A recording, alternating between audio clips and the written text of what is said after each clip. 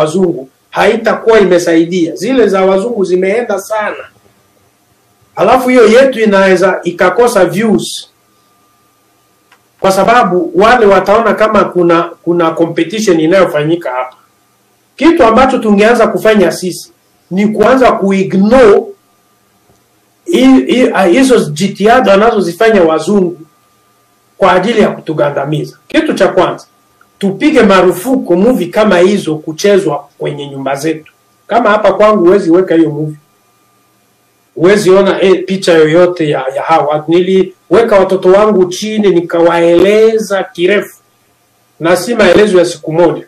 Najua some of the parent wana feel embarrassed kuambia watoto wao kweli.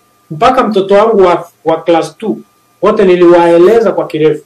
Nikawaambia mambo ya Christmas hatusherekei. Nikamwambia mwanzoni walikuwa wanashangaa, sasa hii vyote vimetoka wapi? Sasa huyu mkubwa yeye alikuwa anaona ni vitu tulikuwa tunafanya hapo nyuma. Sasa imekuaje? No, tumerevise. Kuna vitu hapo mwalimu tunatakiwa kupiga marufuku hapo kidogo. Hawezi kuwa kwenye jamii zetu, na huwezi anza kwenye jamii, anzia kwako kwanza. Toa hivyo vinyago.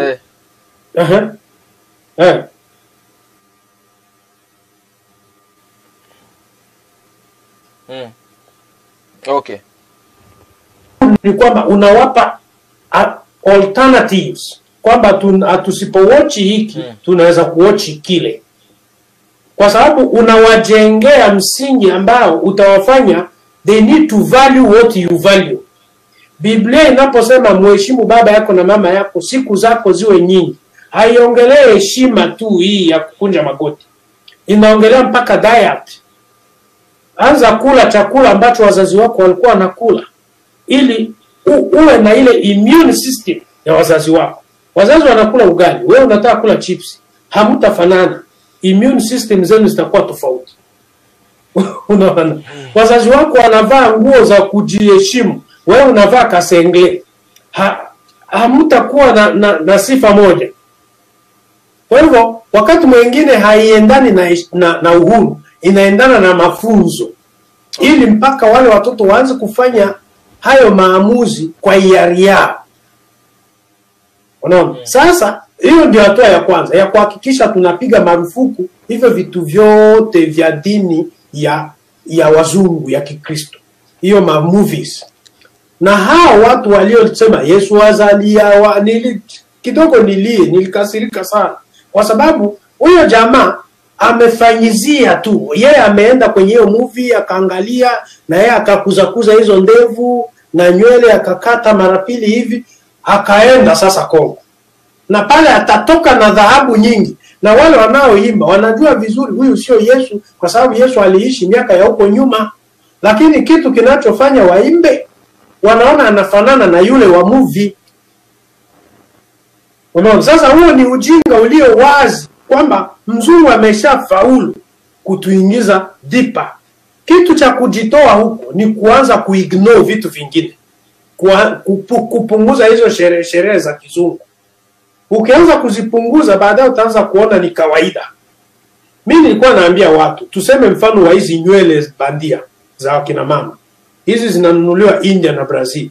Kuna viwanda vingi viko pale na vimeajiri watu, wanauza hizo nywele kwa watu weusi.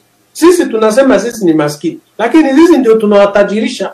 Just imagine tuchukue mwezi mmoja, hasiwe mama mweusi yeyote ambaye atanunua hizo nywele. Watu wengi watakosa kazi India na China. Kwa hivyo tunaweza kuwapiga kwa kuvisusia vitu vyao, kuviacha tu, kuignore. Si kwamba tufanye competition, ni kuignore tu. Mtu anakupa msaada, anasema no thank you, I'm okay. Na unalima shamba lako, unakula kutoka kwa shamba lako. Heshima itakuja kwenye asili zetu ikiwa sisi tutaanza kuignore hivyo vitu vya wazungu. Lakini tukienda kwa upande wa competition tutaumia. Kwa sababu competition tutaweka vitu vyetu kwa YouTube ni yao, Facebook ni yao, Instagram ni yao. Wanaanza kutublock kwenye hiyo mitandao yote. Hatutakuwa hatujasaidia chochote, kwa maana tunaleta vitu vya competition. Niliona wa Marekani wengine walicheza ka movie hivi, jamaa anajiita Black Jesus. Lakini huyo jamaa ameenda kuchukua nywele za Waindia, amejaza kichwa, hizo nywele zinaning'inia chini. Sasa unashindwa, huyo jamaa sasa ni amechanganyikiwa. Kwa sababu kama wewe ni Black Jesus, kwa nini usicheze hiyo movie na nywele zako? Nani alikuambia Yesu alikuwa na nywele ndefu? Wakati Bible yenyewe inakataa mwanaume kuwa na nywele ndefu. Bible inakataa. Huyu Paulo anasema ni aibu mwanaume kuwa na nywele ndefu. Mwanaume anakuwa tu na ndefu lakini nywele zinakaa kwenye size fulani. Sasa nyinyi mnafikiri Yesu huyo wa movie aliye hata nywele mpaka kwenye mabega ati hiyo ni kibiblia? Si kibiblia. Sisi mapambano yetu ni kuanza kuignore some of these things. Na tusiweke accent sana kwa vitu fulani kusema ni kunyima watoto uhuru. Wakati unapojenga mafundisho ya uongo kwenye vichwa vya watoto, yanaingia deeper. Wakati amekuwa mkubwa kuja kumuondoa kwenye hizo fikra, inakuwa haiwezekani, anakuwa rebellious. Mtachukiana bure. Anza kumjenga akiwa mdogo. Jenga heshima yake na ile rangi yake anayokufanana nayo. Lakini unakuwa na mtoto kwako, unaongea naye Kiingereza. Siku ambao unataka kuongea naye Kiswahili anakushangaa. Kwa sababu wewe pia umeshamuonyesha kwamba Kiingereza ni kizuri kuliko Kiswahili. Maana unapoongea naye unaongea naye Kiingereza. Wakisema Halloween day. Wewe unashinda nyumbani. Siku ya mapepo. Na Christmas ngapi hapa sisherekeagi tena. Halloween day mimi hizo vitu zote sizijui. Kwa sababu mimi naziignore kwangu. Nikipata watu 3 4, mapepo ya Halloween na mapepo ya Christmas ni moja. Ni majina tu lakini is the same kingdom. Unapuuzi kabisa. No. Sasa mimi nimeanza kuchukua hatua ya kuignore. Kuignore si kupiga vita. Unanyamazia tu kama au nakwambia Merry Christmas, unamwambia sorry I don't celebrate that. Sorry. Inaishia hapo. Huyo mtu next time hata kuja na hiyo Merry Christmas, umeshajitangaza wazi kwamba wewe haujui hiyo kitu. Lakini ukiwa unasema anasema Merry Christmas, Merry Christmas, unakuwa kama mambo ya hypocrisy, huku unakubali, huku unafanya hivi. Sasa watu ndio wanaanza kushindwa kukuelewa. Lakini ukiwa kwenye line moja, basi. Nikupe mfano wa China, kitu kilichowasaidia kusonga mbele, na watu wa Japan walikataa hizi dini za wazungu. Wakati wazungu walienda kuhubiri Ukristo kule, waliukataa, akasema hapana, hii kitu hii haina connection na Mungu. Sisi tuna connection yetu hapa. Tuna Ubuddha, tuna Confucius. Mambo yetu yanayo tu connect na Mungu. Hiyo ni ya kwenu, sisi hatuchukui hiyo. Na ndio kilichowafanya wajitegemee. Ndio maana sometimes wewe unaweza omba kwa Kiingereza, unafikiri Kiingereza ndio kiko karibu na Mungu. Unaomba, wewe ni msichana, unaomba upewe Bwana, unaomba kwa Kiingereza kabisa. Baada ya maombi kuna msichana anayepata Bwana pale Uingereza. Kwa sababu hayo maombi yamejibiwa na Mungu. Wewe umetumia Kiingereza na Kiingereza ni cha watu wa Uingereza. Wasichana wanaolewa Uingereza, wewe bado unabaki hauna Bwana. Kwa nini usiongee na huyo Mungu wako kwa lugha unayoielewa, lugha yako? Mungu hayuko tofauti. Mungu anafanya na watu vile walivyo. Na ndio maana Paulo alikuwa anasema ukifika kwa Warumi uwe kama Mrumi, ukifika kwa Wayunani uwe kama Myunani. Wewe huwezi fika kwangu unaniambia ili uende kanisani lazima uvae suti, uvae na uweke na tai. No, kama kwetu sisi tunavaa vitenge. Au tunavaanga, au si wanaume wanavaa hizi za Ghana, anafunga kitenge hapa hivi kwenye mabega. Si unipokee hivi nilivyo. Kwa sababu Mungu ni wa wote. Lakini mzungu alianza kutuimpose mpaka na jinsi tutakavyoingia makanisani. Wale wazungu wa Asia pia walipokuja na Uislamu wakaimpose namna ya watu kuingia misikitini. Tukajikuta tumetolewa kwenye asili zetu. Sasa hii unaona Panadol ndio mzuri kuliko kuchemsha majani ambayo yako hapo nyuma na ambayo unaweza kuyatumia kumaliza hayo maumivu ulio nayo, lakini unaona mara 10 umeze Panadol. Kwa hivyo vitu tutaviteka kwa kuanza kufanya hatua. Wachungaji na waombeni tuanze kufanya hatua ya kuachana na vitu vingine ambavyo si kibiblia, kama Christmas, Mother's Day, Father's Day, birthday, haviko kwenye Biblia. Hatuna haja ya kuviwekea maanani sana kanisani. Na tukianza kuignore hizo vitu, ndio tutajikuta kwamba tumeanza kupunguza nguvu kwenye ukoloni. Maana hawa wazungu waliotuletea hizo sherehe wana benefit wao kutoka hizo sherehe. Sisi tunabaki tunaimba, lakini wenzetu wamesha benefit. Hizi harakati zinaendelea. Yesu sio mzungu kibiblia, si kwa sababu mimi ni mweusi. Na kuna baadhi ya wazungu pia wanaongea hivyo kwamba Yesu sio mzungu.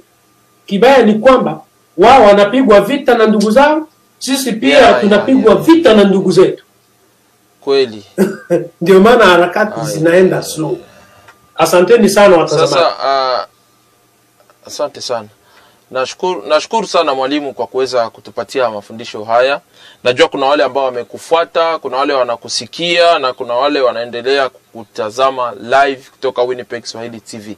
So kwa hivyo ningependa tu kuwahimiza watu, wala kusema ikiwa kuna yule ambaye anaweza penda kupiga simu ili aweze kumuuliza mwalimu swali, ninaweza kupatia dakika moja. Karibuni tunamaliza.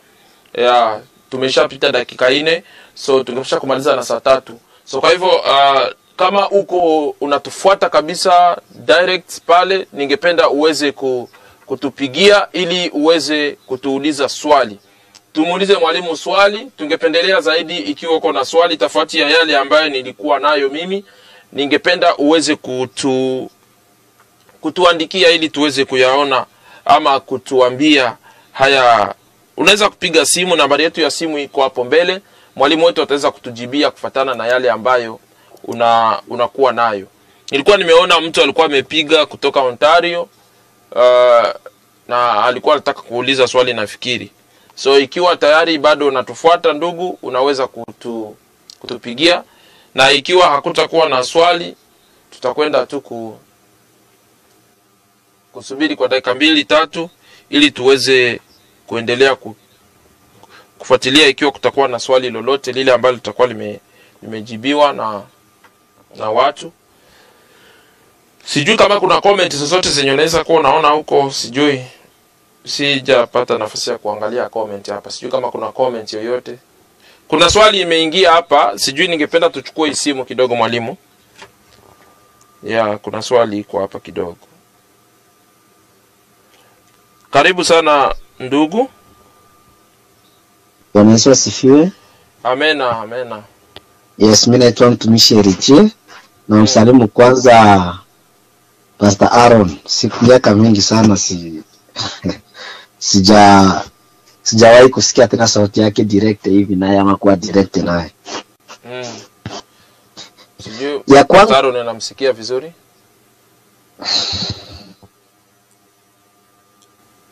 Unamsikia vizuri Pastor Aaron swali ambalo analiuliza?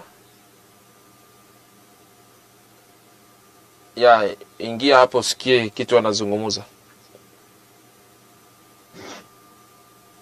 Unaweza?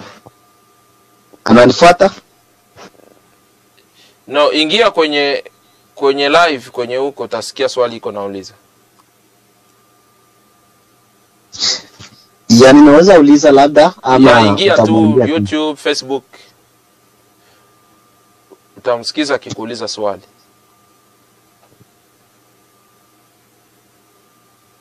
Ni sawa? Unatupata?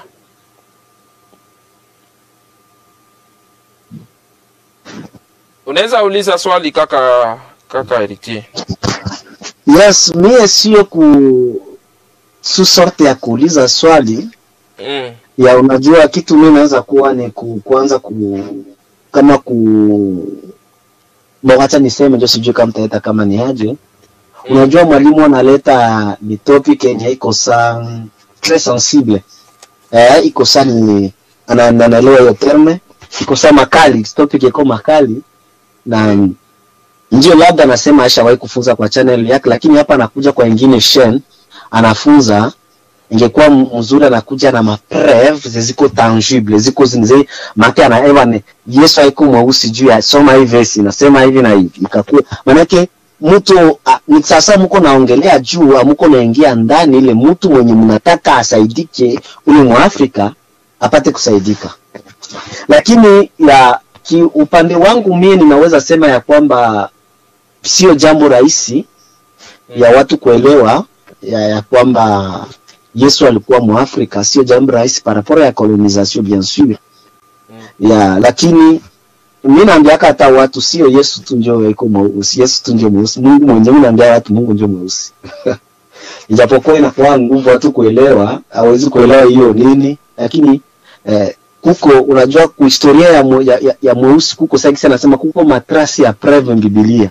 Hakukuakia trasi ya preve Mungu mzungu, kuko na kwa kama trasi ya preve ya Mungu ni mweusi. Na sasa anasema kuna wazungu pia wanahubiri hiyo. Mimi nishawaifuata hizo mafundisho zenye wazungu wanaonesha. Lakini Biblia kuna wale watu mu Biblia wenye wamesema wameona Mungu. Wakisema ana sura kama jinsi Daniel asema sura yake ni moto, lakini akaleta mfano miguu yake ilikuwa kama dhahabu fulani. Mikono yake ilikuwa kama dhahabu, nywele yake ilikuwa kama.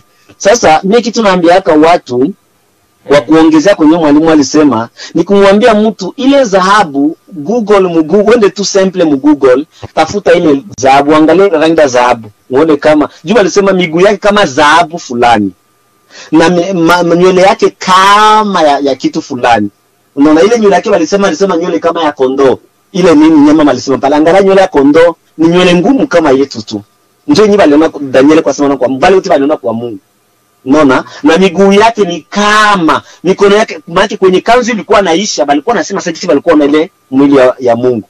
Na ukifuata ile marangi yenyewe balisemaka pale mu Biblia juu ya Mungu, unaenda Google haiko mzungu. Ni mu black iko utakutanisha labda ni mu black sa brown lakini ni mu black automatically.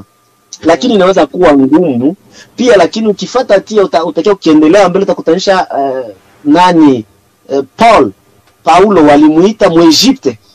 Naona Musa wakamuita Mwegypte, na par histoire yenyewe inajulikana dunia mzima Mwegypte ya kwanza alikuwa mweusi. Kila mtu anajua, ndio maana Musa walimuita mweusi na wale Mwethiopia. Sasa Paulo naye akasema wakati wao haiko nje ule haiko ule Mwegypte mwenyewe kwa na wake, Paulo naye akamuita Mwegypte, na mbele alikuwa anamsadiko na muongelesha vile walikuwa wa Rome. Ndio walikuwa wakati ni Paulo na kamata alikuwa ni Mroma, ni maki mzungu. Kwamba haiko nje ule Mwegypte or ba Egypte pale ba Egypte walikuwa weusi.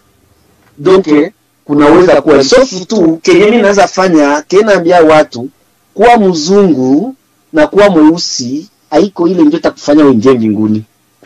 Haitusaidii kuingia mbinguni. Ili tuingie mbinguni ni kumkubali Yesu Kristo kuwa Bwana na Mwokozi wa maisha yako. Amen, na nashukuru kwa hiyo. Amen.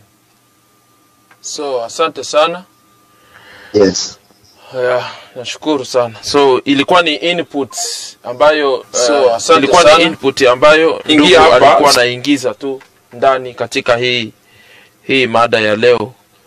Na ukweli ni kwamba naye pia ameweza kuonesha na kuweza kusema kwamba kufatana na vile ambavyo vinaandikwa ndani ya Biblia, ukivikompare ukiangalia utakuta kwamba ni description ya mtu mweusi. Yeah.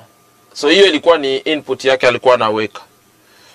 So kwa sijui kama kuna mwingine pia anaweza kupiga simu tena mbele tuende kumalizia. Kama kutakuwa mtu mwingine anaweza kutupigia simu pia tutashukuru. Ili tuweze pia kuelewa sababu hii ni topic ambayo iko hapa na inahitaji kwamba tuweze kuielewa vizuri zaidi. Sijui kama kuna jambo la kuongea mwalimu wakati ambapo tuko tunachunga ikiwa kutakuwa mtu mwingine atapiga simu.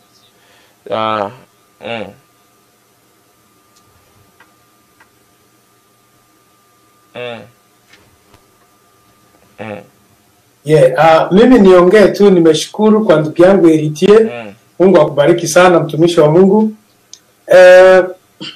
Niseme hii topic iko sensitive. Na upande mwingine imejaa mapreve. Kama vile ulivyosema. Ina vidhibiti vingi kwenye Biblia kuanzia kitabu cha Mwanzo na mpaka na vitabu vingine ambavyo haviko kwenye hii Biblia ya vitabu 66. Vyote vinaeleza Mungu ni wa aina gani na ni watu gani aliyotembea nao. Na ishara nyingi za Mungu ziko connected na ule udongo wa kule kwetu. Description nyingi zinazoongelewa kwenye Biblia. Kama utaambiwa huo mto unaoshuka kwenye shamba la Edeni ni mto ulio na dhahabu safi. Dhahabu safi kwenye ulimwengu utaipata kwenye mto Kongo. Utaipata Kongo na hizo area za huko kwetu. Na ndio maana hakuna amani. So ni vitu vinaeleweka kwamba kwetu kuna description nyingi zinazoshikana na Biblia. Sababu gani hatukuleta maandiko sana hapa? Ni kwamba hatubishani. Tunajaribu kuintroduce topic ambayo itamfanya mtu hasilale usingizi. Itamfanya mtu anayeamini Yesu aingie sasa kwenye maandiko, aanze kuchunguza. Na pale ambapo hataelewa, anaweza akatutafuta kwenye mitandao. Ataenda Winnipeg Swahili TV, atapata connection ya kwangu. Akiandika Majaliwa Machinda kwenye mtandao, atapata mawasiliano na mimi. Ndio sasa aanze kuuliza. Kwa maana tukisema hiyo tuiletee ma evidence zote, ni evidence zinaeleweka kwenye Agano la Kale, zinaelezwa Mungu ni mtu wa aina gani. Na hizi translation ambazo tuko nazo ndio ziliweka hiyo kama ndio zilianza kupunguza nguvu ya hayo maandiko. Lakini kuanzia Mungu amemuumba mwanadamu kwa mfano wake, akachukua udongo. Okay, hang on a minute. Kama Mungu amechukua udongo, ina maana mwanadamu ana nusu ya udongo. Mungu akachukua maji, akachanga na ule udongo. Kumbe mwanadamu ana nusu ya maji. Akachukua pumzi, hewa, akampulizia. Kumbe mwanadamu ana hewa. Hivi ndio vitu vitatu vinavyomfanya mwanadamu aishi kama mwanadamu. Ni udongo, maji na hewa. Sasa angalia hivi vitu. Ukikosa hivi vitu unakufa. Huwezi kuishi bila udongo. Nyumba zinajengwa kwenye udongo, ndio uishi ndani. Vyakula vinapandwa kwenye udongo, ndio tukule. Huwezi ishi bila maji. Maji ndio yanasaidia mpaka hata hizo nyumba kujengwa kwenye udongo. Maji pia yanatumika kukusanya hizo tofali. Maji pia yanatumika kwa kutengeneza hicho chakula kinachotoka kwenye udongo. Hii ni topic nyingine. Na hewa hii tulio nayo, wewe ufungiwe sehemu hakuna hewa, utasuffocate na utafariki. Kwa hivyo hewa tunahitaji kila siku. Hivi vitu vitatu ndio vinamjenga mwanadamu. Na hivi vitu vitatu ndio mfano wa Mungu, na Mungu sasa ametupa vyote. Sasa mkae hapo muendeleze maisha. Sasa sisi tumepewa udongo. Huko mwili wetu kwanza ni udongo. Pia tuna udongo wa kupanda mboga. Maji tunayo. Ulimwengu huu wa Mungu, sehemu ambao kuna hivi vijito vya maji mengi, ni kule kwetu. Ukitembea kilomita 10 utapata kamto kanashuka. Ukitembea kilomita 5 kamto kanashuka.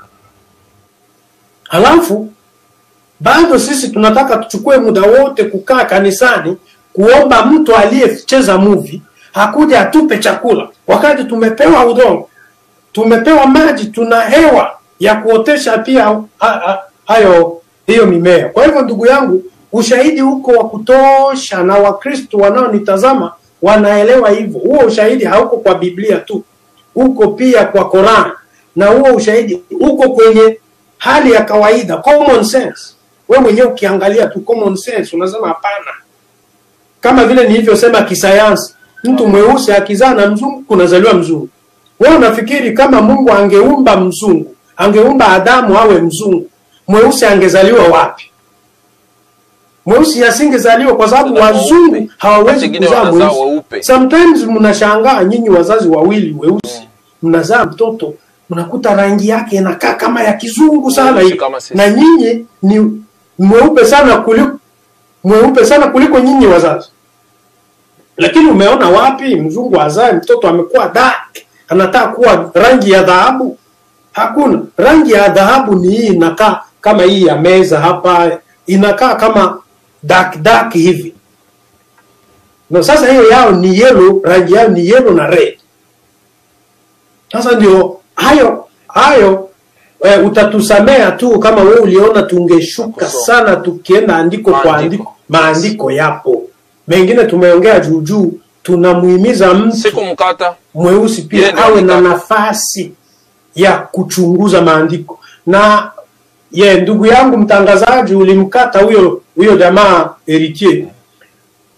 Mwisho alikuwa anasema kama Yesu si mzungu, kama si mweusi, kikubwa ni kumwamini. Unaamini nini?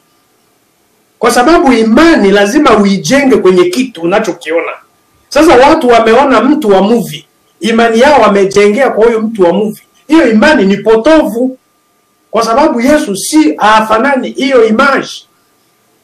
Sasa hata ukisema uweke imani useme Yesu ni Bwana na Mwokozi, wakati image ambayo uko nayo ni ya mzungu, siku zote utakaa ukingoja hiyo image.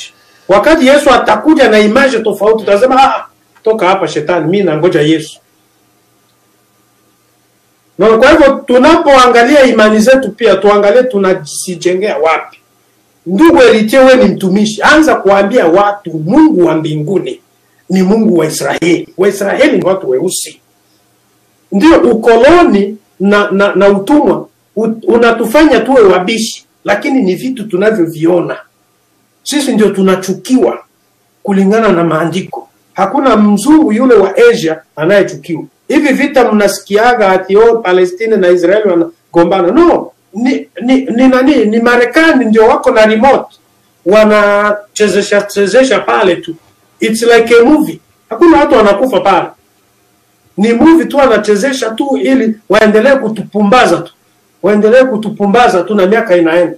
Economy yao iko pale kwa sababu wanajua walichokichezesha.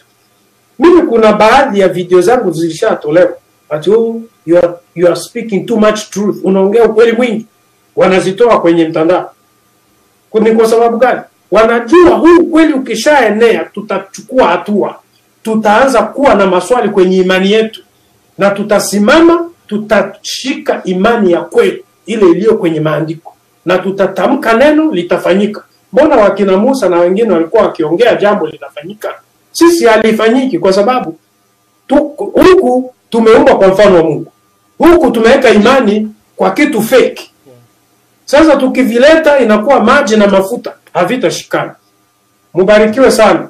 Munifate kwenye channel yangu na pia kwenye channel ya jamaa, na kama sijatoa maandiko mengi tufatane hapo inbox kwa maelezo zaidi. Lakini kama wewe unasomaga Bible, wewe Mkristo naye nitazama, wewe mtu naye nitazama, kama unasomaga Bible, enda polepole utakubaliana na mimi. Mtu manake ni mtu ndio Adamu. Na Adamu ni nini? Ni mtu ambaye ameumbwa kwa mfano wa Mungu akiwa na hii rangi. Na mzungu anajaribu kucheza movie za kina Adamu na zingine. Kama Yesu alikuwa na hizo nywele kama za nani? Ni gani? Kama si hizi zangu. Alafu mimi nizarau hizi zangu, mke wangu azarau hizi zake, haenda achukue za mwingi aweke juu. Sasa mimi nitakuwa niko na mwanamke ama ni mwingi kama na huu ambao umeweza kupatia sana. Ni jambo la muhimu sana. Tuishie hapa sana kabisa kuweza kuzungumza haya mambo. Haya ni mambo mazuri sana ambayo nimefurahia kabisa. Na wakati mmoja unajua nilisema kwamba mjinga sio yule ambaye haelewi kitu. Mjinga huwa anaelewa, nafikiri. Wanasema mjinga ndio mbaya kuliko mpumbavu, si ndio wanasema hivyo? Lakini hautumii. Lakini mjinga ni mtu mwenye hajui.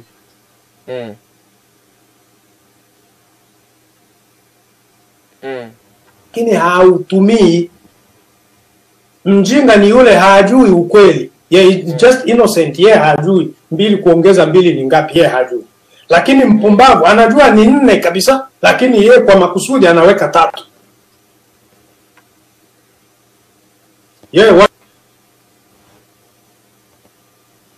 Maana tunaujua ukweli. Mimi nilikuwa naongea na rafiki yangu mchungaji hapa, anasema unajua watu wa shirika walishaelewa hivi, tukienda kuambia hiki hawatatuelewa. Nikasema no, afadhali wasituelewe, lakini tuwe tumewasaidia, kwa sababu tunajua Yesu sio mzungu. Kwa nini tuweke picha ya msanii kanisani?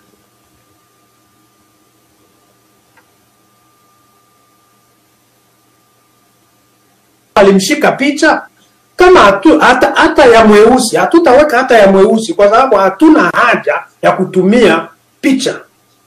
Sisi connection yetu ni ya kiroho, na connection yetu haitokani na kanisa, kwamba ukishaingia pale kanisani ndio unaconnect na Mungu. No, connection yetu ni kila mahali. Na mimi binafsi ningependa kusema asante, na tunashukuru watazamaji wote ambao wametufuata, na wale wote ambao walikuwa wanatufuata na wenyewe wangali bado wanatufuata, na wale ambao watakuja kutufuata baadaye kwa hii video. So ningependa tu kuwashukuru na kuambia kwamba ni mzuri zaidi ikiwa tutakuwa tunasikiza. Kusikia sio vibaya. Kusikiza sio vibaya, na kuangalia, unajua kuna vitu vingine unaweza kusikia na vinakuwa vya msaada katika maisha ya mtu. So kwa hivyo ningependa tu kusema asante. Tuendelee kujiunga kwenye Winnipeg Swahili TV, ambapo tunaendelea kualika walimu. Kazi yetu ni kutaka kuangalia namna gani tunaweza, hatutaki kuwa na vitu za kusema kwamba tunakaa na vitu venye hatuelewi. Tunajaribu tutafute walimu ambao wanaweza kutufundisha zaidi, kwa sababu asiyekubali kufunzwa ni mpumbavu. Ndio sababu tunajaribu kuangalia tuelewe. Huu ujinga tusije kosa mbingu kwa sababu hatukuelewa mambo, na tulikuwa na walimu wa kutufunza. Nakumbuka historia ya Lazaro na ule tajiri. Akamwambia amdondeshe mate kidogo, toni la maji.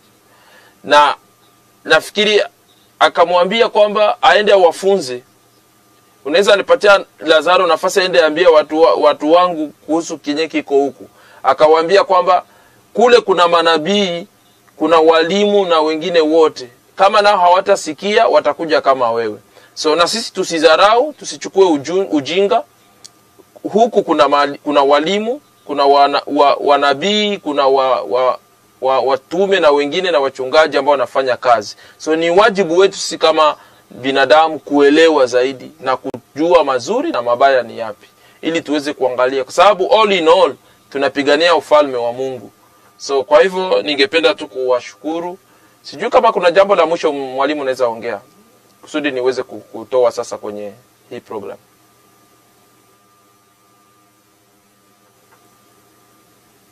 Ndiyo. Ndiyo. Kipindi hiki, na kweli tunaendelea kukazia kwamba imani yetu lazima ijengwe kwenye msingi wa kweli. Msingi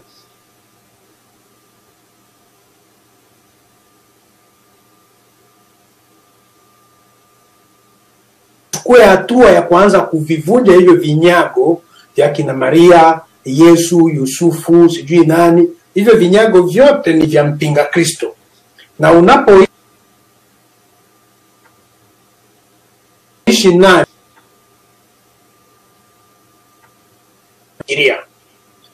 sometimes vinakufunga usifanye hatua hata ya kulima ama ya kuanzisha biashara. Unataka kila kitu kipatikane kwa maombi. Na tunajua ya kwamba hata Mungu alikuwa anatumia watu na kile walicho nacho. Musa alitumiwa na fimbo aliyokuwa nayo mkononi. Tusitumie mdomo peke yake. Tutumie mikono yetu kufanya kazi na kuwa na imani iliyo thabiti inayojengwa kwenye maandiko. Msiangalie sura yangu ati anatetea Yesu kwa sababu yeye ni mweusi. Hapana, wazungu wengine wanajua hivyo. Kwamba kila siku tukijua huu kweli, tutasimama kwenye imani ya kweli na tuwafunze watoto wetu. Kwa nini tunakuwa sisi ndio watu wa Biblia? Kwa nini tujionea hivi? Kwa nini tuwaruhusu watoto wetu wajichubue wakati sisi tuna rangi ya asili? Tukianza kuwa proud of ourselves, hapo ndio watoto wetu pia watakuwa proud of us, na ndio tutajaza picha za mababu zetu kwenye kuta zetu tukiwaeleza historia ya vile tulivyozaliwa. Kwa hivyo Mungu awabariki, na kama alivyosema mtangazaji, ni heri kusikia, na pale ambapo hukuelewa unauliza.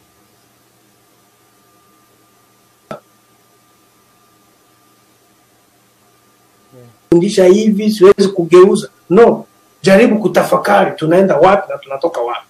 Usiombe maombi mwaka mzima na kama hakuna mabadiliko, wewe badilisha hayo maombi. Ina maana wewe ndio unaomba vibaya, kwa sababu imani yako umejenga kwenye vinyago, na kumbe wewe ni mfano wa Mungu. Wakati mwingine, kabla sijaenda, fanya maombi kwenye kioo. Kama unataka kumuona Mungu, chukua unavyojiona kwenye kioo. Asante sana. Ndivyo alivyo Mungu. Wewe ni sura ya Mungu. Kwa nini ukae umefumba macho unataka kumuona? Asante sana wapendwa, wandugu watazamaji wa Winnipeg Swahili TV. Kumbuka kwamba tumekuwa na mwalimu na tumekuwa naye kabisa, tukiwa naye kabisa live.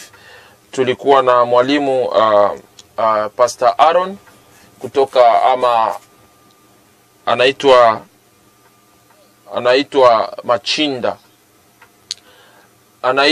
Machinda Majaliwa.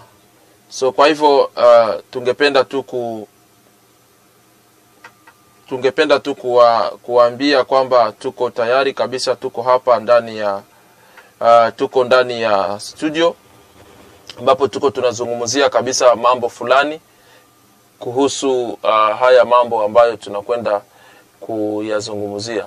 So kwa hivyo ningependa tu kukuambia asante sana, na zaidi ya yote kutaka kukumbusha na kuambia kwamba tunaendelea na programu zetu za Winnipeg Swahili TV, na kesho tutakuwa tena ndani ya studio ambapo tutakuwa tuko tunazungumzia jambo fulani, na hili jambo ni jambo ambalo tutakwenda kuliongelea. Leo tulikuwa na Pastor Aaron ama Majaliwa ambaye tulikuwa naye, na tulikuwa tunaongea kuhusu hiyo topic ambayo ilikuwa inazungumzia kuhusu ambayo tulikuwa tunazungumzia ikiwa kweli Yesu ni mweusi ama ni mzungu. So kwa hivyo utaendelea kukaa pamoja nasi katika hizi programu zote. So tutakwenda kukaribisha na kusema asante. Kumbuka kesho tena tutakuwa pamoja, tutakuwa tunazungumza kuhusu topic nyingine ambayo tuliuliza, tukasema ya kwamba je, mtu anapofeli kimaisha ama kimahusiano ama kindoa ama tunaitaga relationship, mtu akisha fail mu relationship inamaanisha sio lazima ndoa peke yake, tunasema ndoa na tunasema relationship ama uhusiano. Je, ukifeli katika mahusiano, ni ukweli kwamba ukifeli katika mahusiano unafeli maisha ama unashindwa kuishi maisha? So kesho tutakuwa tuko tunaongea, na tungependa tuweze kufungua laini, tutaongea tu, tutakuwa tuna discuss, utuambie ikiwa kweli unaelewa vipi. Kuna watu fulani wametupatia mawazo yao, na wewe ningependa pia kesho Friday uweze kuchangia pia, ulete pointi zako, pia uweze kutuonesha namna gani ukifeli kwenye mahusiano inaweza kukufanya uweze kufeli pia maisha. Tuseme wewe hauko mtu wa wengine, hahusiki na marafiki, hahusiki na watu. So hiyo yote ni kuonesha kwamba una fail somewhere. So kwa hivyo ningependa kukuonyesha kwamba kesho tutakuwa hapo, na uendelee kutufuata kabisa, na Mungu atakubariki. Pia jambo la mwisho ni kuambia jikinge hapa kwenye tupo, baridi ni nyingi saa hii, na hii baridi ni kali sana, na usijiexpose sana kwa baridi ili usiweze kupata kifua. Kumbuka bado COVID iko, usije kupata corona na haujui kama unaweza kupona ama hautapona. Kumbuka bado corona iko, na tunaendelea bado kujikinga. Endelea kuwa na social distance, endelea bado kuwa na mask yako. Pia usikose kusahau kusanitize kila mara. So kwa hivyo tunawapenda, tunawashukuru. Na leo huwa tunakuwa na Pastor John ambaye huwa tunakuwa naye, lakini leo hatuja kuwa naye, na tumekuwa na Pastor Aaron Majaliwa Machinda ili kuweza kuzungumza kuhusu hili jambo, na mengi zaidi Mungu atawabariki. Basi niite tena Solomon Baleke kutoka hapa Winnipeg Swahili TV, ambaye nilikuwa pamoja nanyi nikiendelea kuwapatia kile ambacho Mungu amenipatia tutoe, kwa sababu hiki ni kitu ambacho Mungu ametupatia tuweze kufanya. Sio lazima tufanye vitu vikubwa, lakini hiki kidogo ambacho tuko nacho, ambacho tunagawa, hii muda ambao tunachukua ni kugawa na nyinyi, na Mungu ataendelea kutubariki. Basi pamoja tuwe na upendo wa Kristo, na Roho wa Mungu aendelee kujiunga pamoja nawe, na asikose kukubariki wakati ambapo atabariki wengine, na upendo wa Kristo uendelee kuwa pamoja nawe katika kila njia, katika kila hali, katika kila nafasi yoyote. Mungu aendelee kukubariki. Pia bila kusahau tunaendelea kuwa na Winnipeg Swahili ambayo iko Uvira, na ningependa kuwapatia tangazo la mwisho ambalo ni tangazo la wamama. Tuko na mkutano ambao utakuwa wa wamama, na huu mkutano ni mkutano unaitwa The Women Conference, ambayo itakuwa inafanyika hapa Winnipeg, na tutakuwa tunafundishwa vizuri. Tutakuwa na mama Claudine, mama Salumu kwa the house of, itakuwa ni 930, address yao ni 930 Sherbrooke Street, ndio kwenye watakuwa kwa House of Christ Impact Nation. So watakuwa wanazungumzia mambo mengi, the mighty women and heroes. Hiyo ndio yenye watakuwa wanazungumzia zaidi. So kwa hivyo unaweza kujiunga na hawa wamama ili uweze kupata nguvu iliyo katika hawa wamama, na heroic hawa wamama kuwa hero. So walimu watakuwa, ama wale ambao watawafundisha ni mama Claudine Salumu, na pia tutakuwa na mama Pastor Kati ambaye atakuwa na wafunza, mama Pastor Kati Santos. So kumbuka ni wamama wa nguvu, mama wa ujasiri. So usikose kujiunga pamoja nao. Nilikwambia address yao ni 930 Sherbrooke Street. Ukichukua hiyo address mama ambayo unaitufuata, unaenda pale unajiunga na utabarikiwa pamoja nao, na Mungu pia atakubariki kwa yote ambayo utakwenda kusikiza kupitia hawa mama. So kwa hivyo Mungu atawabariki na mtaendelea kujiunga pamoja nao. So mambo mengine ni kwamba nimewaambia kwamba Winnipeg Swahili TV tunaendelea, na tuko bado na watu ambao wanaendelea kufanya kazi, majournaliste wetu pale Uvira. Kazi inaendelea kufanyika vizuri, na tunaendelea kuwaletea mambo fulani, na lile jambo ambalo tungependa kuambia kwamba wakati moja, unajua kufanya mkono wako uguse ni muhimu zaidi. Ikiwa tunafanya vipindi kama vile Mtaani Leo na vingine, Amka na Jamii, ni kutaka uweze kuelewa, uweze kujifunza kupitia watu, na pia ikiwa Mungu anaweza kugusa, unajisikia kwamba unaweza kugusa ule mtu, fanya hima, mtafute, mguse. Kuna wasichana wengi hawana kazi, wasichana wengi hawana vitu vya kufanya, walitoka masomo kwa sababu hawana uwezo, lakini ukimsaidia dola yako moja inaweza kuwa ya maana. Ndio sababu naona wakati moja tunaweka Interact ama tunaweka e-transfer kwa line yetu. Ikiwa unaweza kutaka kusaidia, unaweza kufanya e-transfer na niambia Solomon Baleke, nimetuma dola yangu moja ama mbili, umtumie ule dada ili uweze kumsaidia, na itakuwa ya maana zaidi na itamjenga zaidi, na Mungu atakubariki. Kumbuka, nilikuwa mgonjwa ukaja kunitazama, nilikuwa jela ukaja kaniona, nilikuwa na njaa ukanilisha, nilikuwa hivi ukanifanyia hivi. Aseme akauliza, ni nini nilikufanyia hivyo? Aseme kadiri ulivyomfanyia mmoja wenu ulinifanyia mimi Mungu. Unaona? So kwa hivyo jipange ili wakati ambapo Roho anakugusa, gusa mtu. Kwa sababu mali unayo ni wakati tu. Wakati mmoja utaenda, hii mali utaiacha. So lazima uanze kumgusa mtu wakati ingali mapema. Basi Mungu akubariki, sitakuacha hivyo. Tuko na waimbaji wazuri ambao wanaendelea kutupigia. Huyu baba ni mwimbaji mzuri ambaye anaendelea kutupigia wimbo mzuri sana.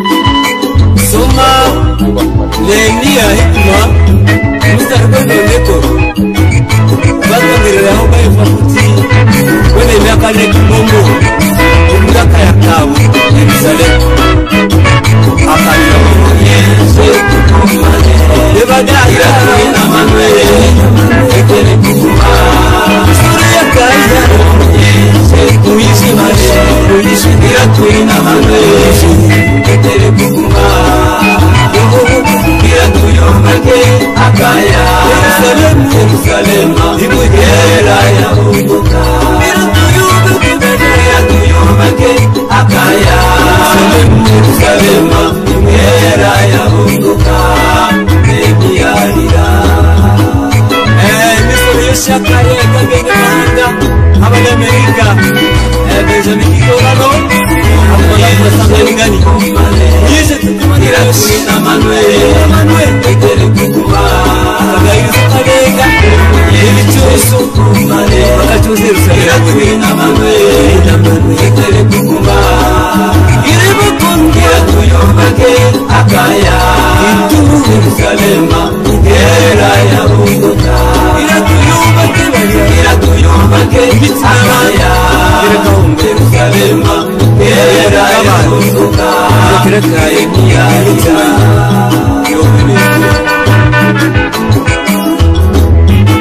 Nehemia alibati kaya kesushani bene wabo anaisha irabaisi tanduna neza Nehemia anawaguza mwire imyazi bene wabo banamubwira akaye koshika akashambuka imirango yakaya ikasimaduka abagasikala ali mukagayirizo nokikuchosa naho tudirimu Nehemia namagayibulaga hasi Nehemia anatondere kimongo akaye koshika kasirisi bebalya imirango yose bakagidulika ku muliro bebyatuma Nehemia alira